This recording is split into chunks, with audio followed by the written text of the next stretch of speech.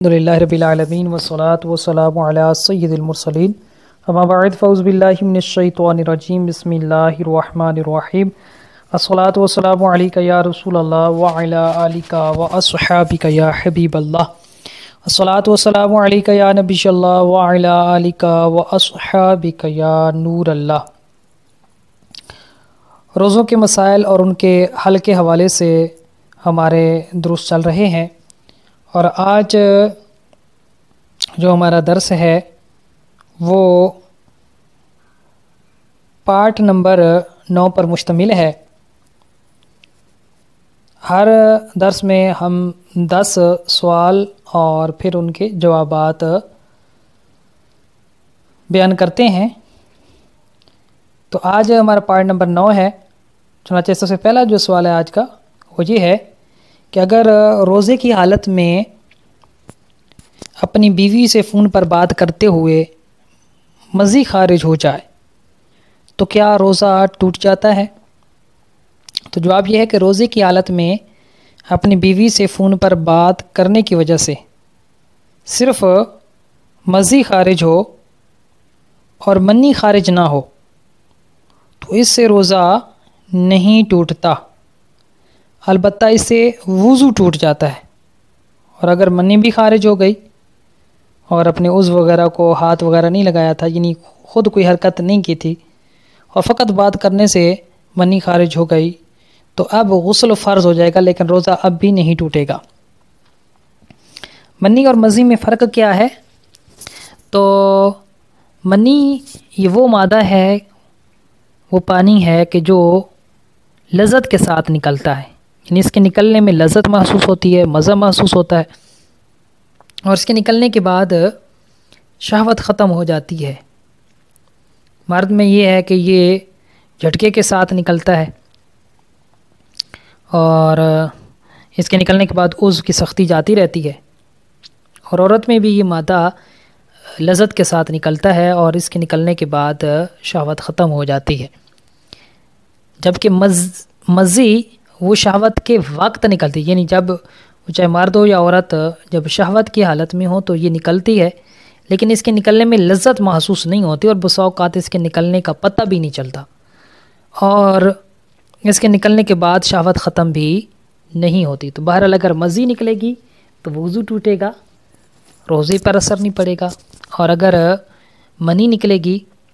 تو غسل فرض ہو جائے گا اور روزہ نہیں ٹوٹے گا۔ ہاں، اگر بیوی پر بات کرتے ہوئے مطلب اپنے ہاتھ سے عضو کو حرکت دی یا اپنی ٹانگوں سے حرکت دی تو اب ایسی صورت میں غسل فرض ہونے کے ساتھ ساتھ روزہ بھی ٹوٹ سکتا ہے۔ دوسرا سوال یہ ہے کہ روزے کی حالت میں ناخن تراشنا کیسا ہے؟ تو جواب یہ ہے کہ روزے کی حالت میں ناخن تراشنا بالکل جائز ہے، اس سے روزے پر کوئی فرق نہیں پڑتا۔ تیسرا سوال یہ ہے کہ اگر کسی روزہ دار کو بھول کر کھاتے پیتے دیکھیں تو اب کیا حکم ہے؟ تو جواب یہ ہے کہ اگر کسی روزہ دار کو بھول کر کھاتے پیتے دیکھیں تو اس کو روزہ یاد دلانا واجب ہے، اور اگر اسے یاد نہیں دلائیں گے تو گناہ گار ہوں گے۔ یعنی جب بھی آپ کسی کو دیکھیں کہ روزہ کی حالت میں وہ کھا رہا ہے تو آپ اس کو یاد دلائیں کہ جناب آپ کا روزہ ہے۔ جیسے آپ یاد دلائیں گے تو وہ فوراً باز آ جائے گا، اور یہ آپ پر یاد دلانا واجب ہے۔ البتہ ایک صورت ایسی ہے کہ جس میں یاد نہ دلانا بہتر ہے۔ وہ صورت یہ ہے کہ اگر روزہ دار بہت کمزور ہے کہ یاد دلانے پر وہ کھانا پینا تو ظاہر سی بات ہے چھوڑ دے گا، پھر اس کی وجہ سے وہ اتنی کمزوری آ جائے گی اسے کہ اس کے لیے روزہ رکھنا ہی مشکل ہو جائے گا، اور اگر کھا پی لے گا تو روزہ اچھی طرح پورا کر لے گا۔ تو اب روزہ اسے یاد نہ دلانا بہتر ہے۔ چوتھا سوال یہ ہے کہ اگر رمضان المبارک کے چند روزے قضا ہو جائیں تو ان کو رکھتے وقت ان کی نیت کیسے کی جائے گی؟ اس کا جواب یہ ہے کہ اگر ایک رمضان المبارک کے چند روزے قضا ہو جائیں تو اس طرح نیت کریں گے آپ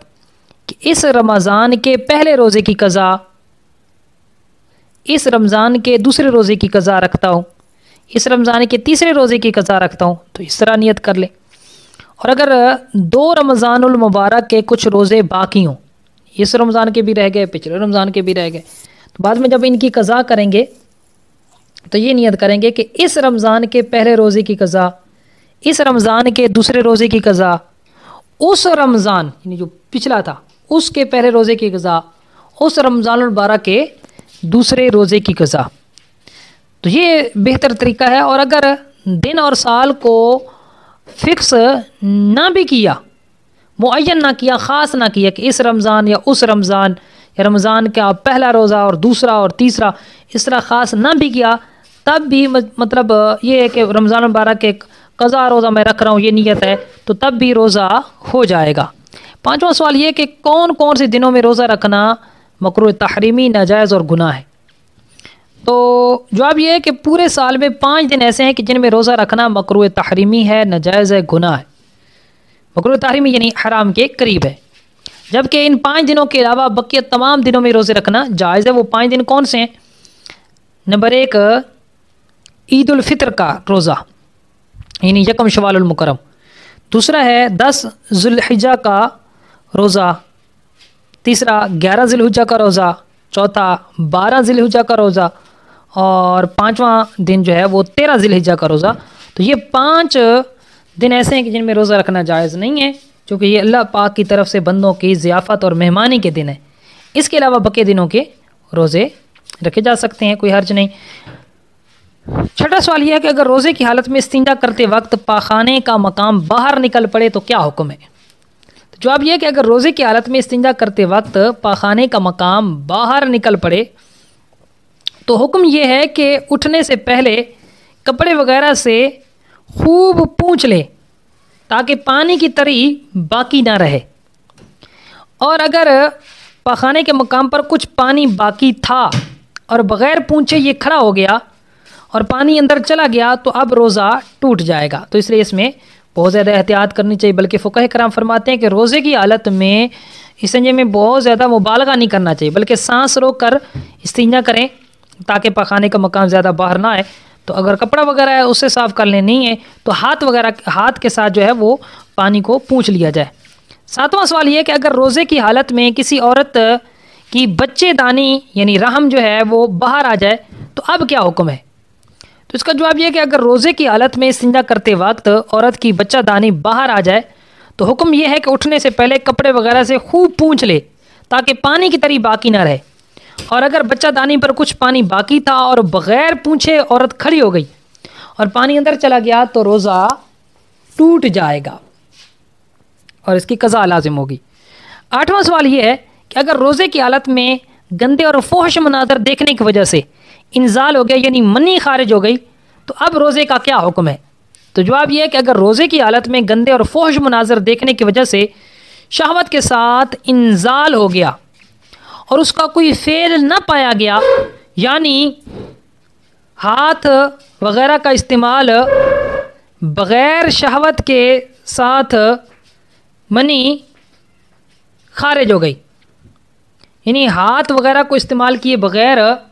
شہوت کے ساتھ منی خارج ہو گئی تو اب روزہ نہیں ٹوٹے گا، مگر اس روزے کی نورانیت چلی جائے گی اور وہ سخت گناہ گار بھی ہوگا اور اس پر غسل بھی فرض ہو جائے گا۔ 9واں سوال یہ ہے کہ سحری کے وقت کھانے کے جو ذرات دانتوں میں پھنسے ہوئے ہوں اگر کوئی روزے کی حالت میں ان کو نگل لے تو کیا حکم ہوگا؟ تو جواب یہ ہے کہ سحری کے وقت دانتوں میں کھانے کے جو ذرات پھنسے ہوئے ہوں اگر کوئی ان کو روزے کی حالت میں روزہ جات ہونے کے باوجود نکل لے تو اگر وہ چنے کے برابر یا چنے کی مقدار سے زیادہ ہوں تو روزہ ٹوٹ جائے گا، بشرطے کہ اس کو روزہ بھی یاد تھا اور جان بوجھ کے اس نے نکلا اور بعد میں اس کی قضا ہوگی، اور اگر وہ چنے کی مقدار سے کم ہو تو اس کو نکلنے سے روزہ نہیں ٹوٹے گا، لیکن اسے بھی نکلنا شرعاً مکروہ ہے، ناپسندیدہ ہے۔ اب چنوں کا سائز چونکہ مختلف ہوتا ہے تو اس مسئلہ میں نہ چھوٹے چنے کا اعتبار ہوگا اور نہ بہت بڑے موٹے چنے کا اعتبار ہوگا، بلکہ درمیانے چنے کا اعتبار ہوگا۔ 10واں سوال یہ کہ اگر کھارے پانی سے وضو کرنا ہو تو روزے کی حالت میں اس پانی سے کلی کرنا کیسا ہے؟ تو جواب یہ کہ اگر کھارے پانی سے وضو کرنا ہو جیسے سمندر کا پانی یا بعض علاقوں میں بہت کھاری پانی ہوتا ہے تو اس پانی سے روزے کی حالت میں کلی کی جا سکتی ہے اور اس میں کوئی حرج نہیں، کیونکہ وضو میں کلی کرنا یہ سنت مؤکدہ ہے، جبکہ کھارے پانی سے کلی کرنا روزے کی حالت میں بلا ضرورت صحیحہ چکھنے کے ضمن میں زیادہ سے زیادہ مکروہ تنزیہی یعنی شرعاً ناپسندیدہ ہو سکتا ہے، اور جب ضرورت صحیحہ ہو یعنی جیسے منہ میں بدبو ہونا تو اب یہ شرعاً ناپسندیدہ بھی نہیں رہے گا، مکروہ تنزیہی بھی نہیں رہے گا۔ تو وہ کام یعنی کھارے پانی سے کلی کرنا کہ جس میں مکروہ تنزیہی ہونے یا نہ ہونے دونوں کا احتمال موجود ہے، تو اس کی وجہ سے کلی کرنے کو جو کہ سنت مؤکدہ ہے اسے نہیں چھوڑا جا سکتا، کیونکہ سنت مؤکدہ کو عادتاً چھوڑنا گناہ ہے، جبکہ مکروہ تنزیہی کو عادتاً کرنا یہ گناہ نہیں ہے۔ یہی وجہ ہے کہ زمانہ نبوت سے ہی چند کنوؤں کے سوا پانی کھارا ہوتا تھا، خصوصاً مدینہ منورہ کا، لیکن کبھی بھی حضور نبی کریم صلی اللہ علیہ وسلم نے